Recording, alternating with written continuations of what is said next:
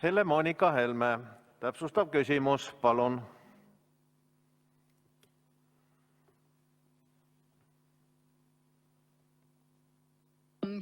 Ma puudutaksin võib-olla nüüd oma teise küsimusega ühte teist teemat, mis võib-olla piirangutega ei ole niivõrd seotud, aga siiski see teema tundub, et on juba päris terav ühiskonnas. Ja see on seotud vaktsiinidega ja nende vaktsiinikahjustustega.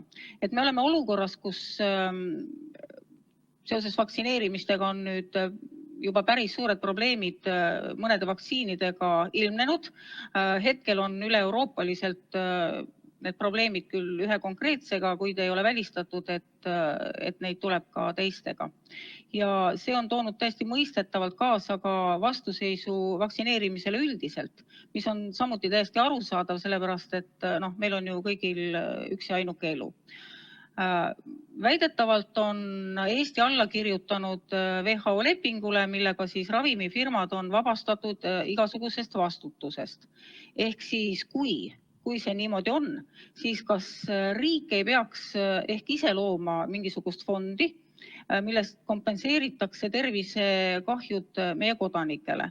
Et me peame väga selgelt, eriti praeguses olukorras, kus ütleme, inimeste selline teatud ebalus järjest suureneb vaktsineerimise suhtes ja riik nüüd tahab ka panustada veel 150 000 sellesse propagandasse või kutsuma inimesi vaktsineerima, et me peaksime tegelikult riigina kommunikeerima väga selgelt, et riik ei jäta ka selles küsimuses kedagi üksi, et need, kellel on tekkinud siis kõrvaltoimed ja tervisekahjustused ja isegi surmasid on juba olnud, et minu küsimus ongi, et kas peaks äkki kaaluma riiklikult sellise fondi loomist? Aitäh! Tänan aktuaalse küsimuse eest. Eks me siin kõik viimastel päevadel kuuleme erinevaid sõnumeid erinevatest riikidest ja seesama lootus tegelikult, mis siin juba sügisest peale on olnud, et kui me saame piisavalt inimesi vaktsineeritud, siis me saame piduriga selle pandeemia levikule mitte ainult ühe riigi kaupa, vaid kogu maailmas. See lootus jätkuvalt on, te teate ise ka, et neid vaktsiinitootjaid ja tarnijaid hetkel neid, mis tulevad ka Eestisse, mis on saanud Euroopa Ravimiameti ja Euroopa Komisjoni heakskiidu, on esialgu 3.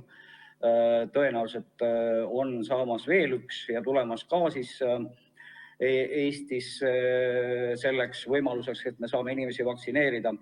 Kõrvalnähtudega kindlasti mina ei ole ekspert ja selle otsuse, mis siis ka meil teha näiteks kas või selle AstraZenecaga, millest nii palju juttu on, ikkagi teevad eksperdid. Minu teada homme, just praegustel päevadel on kaalumisel ja läbivaatamisel kõik need võimalikud juhud, mis on olnud siin Euroopas vaktsineerimise juures, kõrvalnähud, mõjud ka Euroopa Ravimiametis ja Euroopa Ravimiamet ja seejärel Euroopa Komisjon peaksid andma ka hinnangu sellele, et mis siis saab sellest AstraZenecast, kus siis osa riike on ajutiselt juba peatanud vaktsineerimise.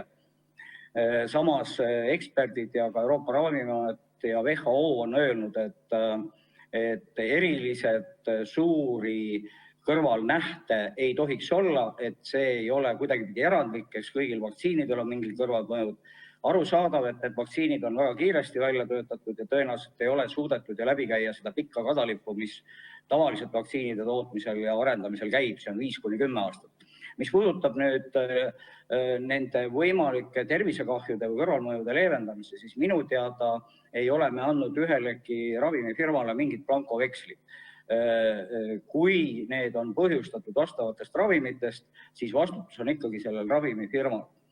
Siin oli üks diskussioon just selles, et kas esimese ja teise süsti vahet võib pikendada ja ka siis tegelikult meie Ravimiamet ja Sotsiaalministeerium pidasid ka vaktsiinitootjaga selgelt läbirääkimisi, et kui me seda teeme, kas see vastutus jääb endiselt vaktsiinitootjale. Kui meil oli see kindlus käes, siis see soovitus anti, et me võime ka selle esimese ja teise doosi vahet pikendada. Just ja argument oli see, et me kontrollisime täpselt üle, kas me ei võta nüüd mingil moel siis selle vaktsiinitootja käest seda vastutust üle, kui me neid tingimusi ja süstimise vaheaegu ise muudame. Et see on nagu lühidalt vastus, aga teema on muidugi keeruline, raske ja põhiline on, et me jälgime neid otsuseid, mis tulevad ka Euroopa Ravimiametilt ja WHO-lt ja kindlasti operatiivselt reageerime, kui siin tõsiseid asju avastatakse. Aitäh! Kalle Grünthal, palun! Aitäh, lugupeetud minister! Te ütlesite seda, et teie ei tea sellist kokkulepet, et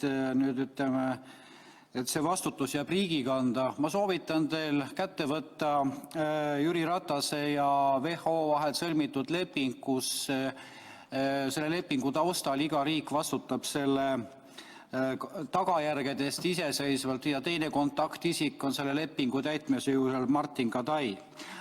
Aga kena, minule kirjutas üks kodanik ja rääkis oma probleemist selles, et ta pöördus ühe kindlustuspakkuja poole ja soovis teada, kas olen kaitstud teie kindlustusega, elukindlustus, juhul kui peaksin tegema COVID-19 vastase vaktsiini ning ka juhul, kui nendest vaktsiinidest peaksid tekkima mingid tüsistused. Palun vastata mulle meilitsi. Ja vastus tuli siis Mandatum Life'ist selliselt, et tänan teid kirja eest, te olete kaitstud elukindlustusega surma korral COVID-19 vastu, kuid vaktsiini vastu kaitset ei ole, vaid on kindlustus õnnetusjuhtumi osas. Ja nüüd ma jõuan selle oma küsimuse põhiteema juurde. On ju teada, tähendab, et nende vaktsiinide osas pole nii-öelda ametlikku kinnitust veel tulnud ja kõik on uurimisjärgus. Siinsama saalis Tanel Kiik ütles, et me oleme selle vaktsiini võtnud kasutusele tingimuslikult. Palun rääkige meile praegu siin Riigikogu saalis, millistel tingimustel on valitsus võtnud vastu otsuse neid vaktsiine kasutada tingimuslikult ja eeldan, et te niikuinii seda ei tea, siis palun saatke need tingimused Riigikogu liikmetele ka kirjalikult. Ma loodan, et see palve oli arusaadav. Aitäh! Jah, tänan küsimuse eest. Palve oli kindlasti arusaadav. Ma ei suuda praegu siis täpselt öelda, mis seal WHO-ga lepingus oli, et ma ei ole seda ju täpselt tudeerinud. Mina tean üldist informatsiooni, mis on antud, et ühtegi vastutust me nende vaktsiinitootjate eest enda peale küll nüüd ei võta, aga kindlasti täpsustan ja annan ka selle vastuse. Ja selles suhtes, et mis tähendab tingimuslikult. See protsess on ikkagi niimoodi, et pikalt kirjeldamata. Need vaktsiinid on pidanud läbima ju teatud uuringud, kliinilised katsed, nii edasi. Ja alles seejärel nad saavad taotleda ravimiluba. Jah, Euroopa Liit on kokku leppinud põhimõtteliselt selles, et nendele vaktsiinidele selle esialgse loa annab Euroopa Ravimiamet ja selle kinnitab komisjon ja kui need on saadud, siis nad on põhimõtteliselt ka Eestis kasutatavad. Vaatame siis, mis tingimused seal on, ma tõesti ei oska öelda.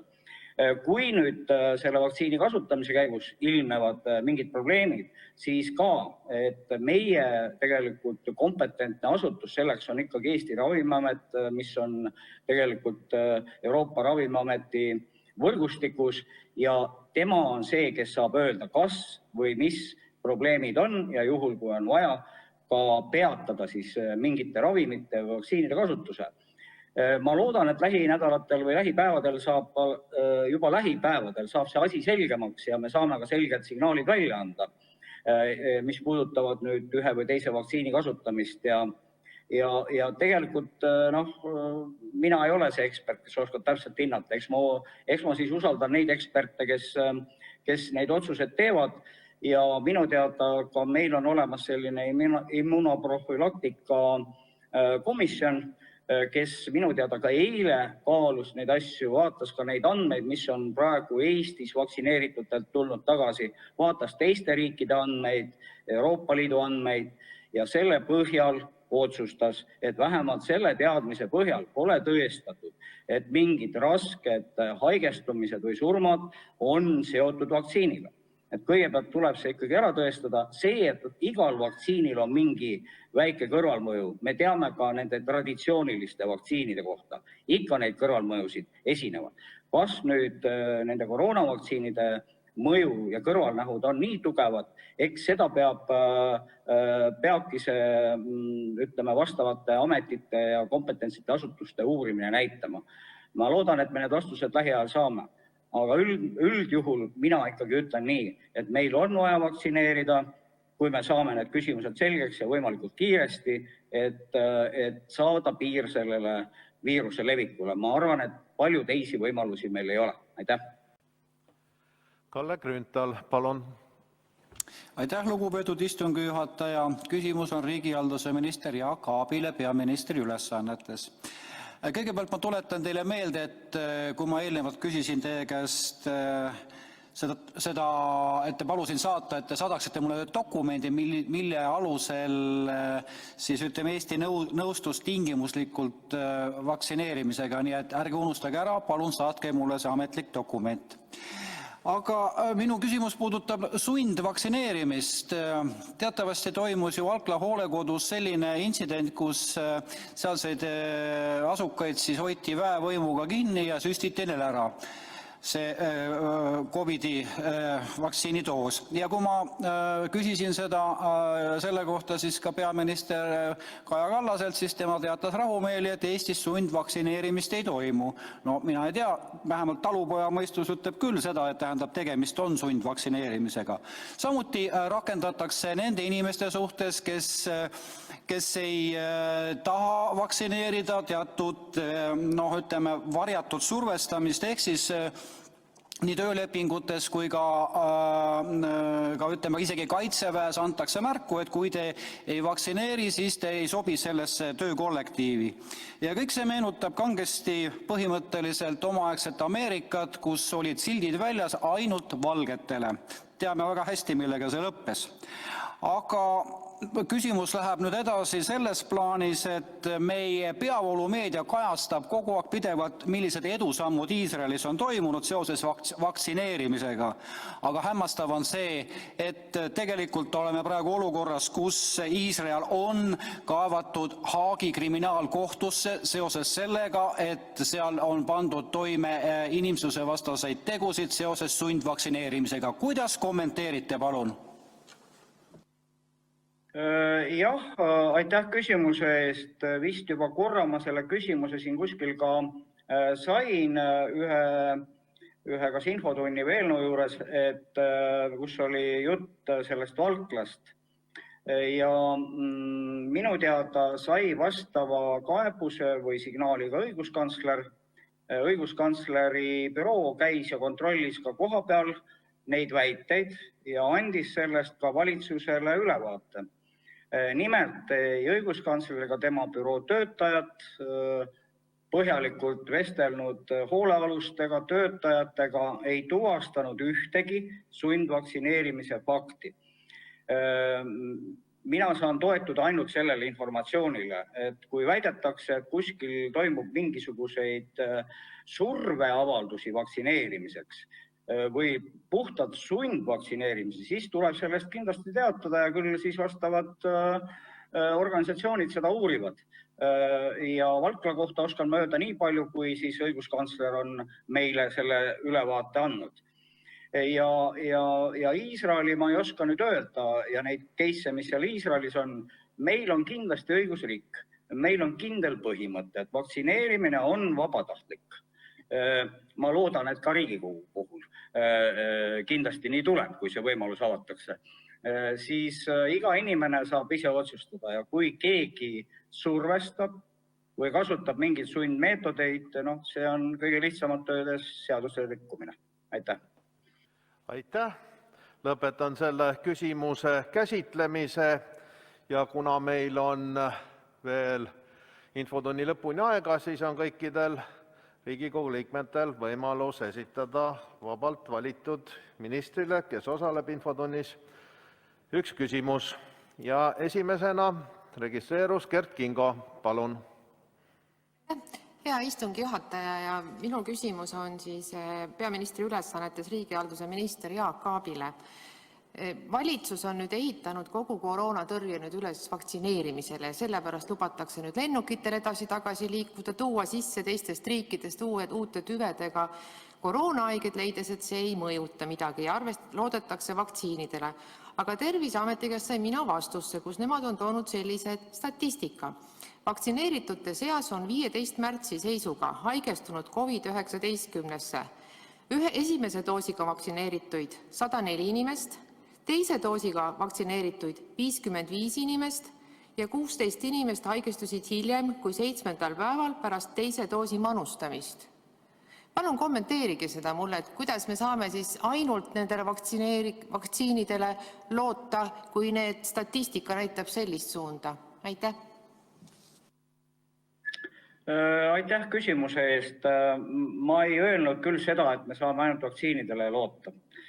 Loodame ikka meie tervishoiusüsteemile, meie tublidele eesliinitöötajatele, seni kui me sellises pandeemia olukorras oleme. Aga küll on selge, et kui me suudame rohkem inimesi vaktsineerida, siis see viiruse leviku tõenäosus on endiselt väiksem. Kui tuua välja need numbrid, kes siis vaktsineeritutest võivad uuesti osutuda positiivseteks, siis seda pole kunagi salatud. 100% kaitset ei anna ükski vaktsiin. Te teate seda väga hästi. Vaktsiinitootjad on toonud küll erinevalt välja oma selle efektiivsuse. Põhiline nende vaktsiinide juures on ikkagi see, et need inimesed on enamus juhtudel, kui nad ka positiivsed on, asümptomaatilised ja põevad siiski ka kergemalt juhul, kui nad nakatuvad. Ja nakatumise tõenäosus on ikkagi kordades väiksem, kui inimene on vaktsineeritud. Küll võib see inimene edasi kanda seda viirust ja sellepärast, ma ei tea, on ka selline vale arusaam, et kui siin lähiajal ja võib-olla ka avalikkuses tekkis see arusaam, et kui vaktsineerima hakati, et nüüd on asi kohe möödas, kinnitan teile kohe, see möödas ei ole. Et vaatamata sellele, kui meil näiteks siin kevade või suve jooksul saab teatud protsenti inimesi vaktsineeritud, hea oleks, kui me jõuaks muidugi sinna 70-80%-ni, siis ega sellepärast viirus kadunud ei ole. Ja ka need, kes on vaktsineeritud, me oleme selgelt andnud ju juhised. Endiselt tuleb täita kõiki viiruse leviku tõkestamise meetmeid. Tuleb kanda maski, tuleb hoida distantsi. Nii et kui on selline arvamus, ma tegin vaktsiini ära ja nüüd ma olen kõigist kohustustest prii, siis seda kindlasti ei ole ja seda me ka meelde tuletame. Vaktsiin ei ole võluvits, aga vaktsiin on üks vahend, mis aitab viiruse levikut kindlasti oluliselt piirata ja sellepärast on ta oluline. Aitäh!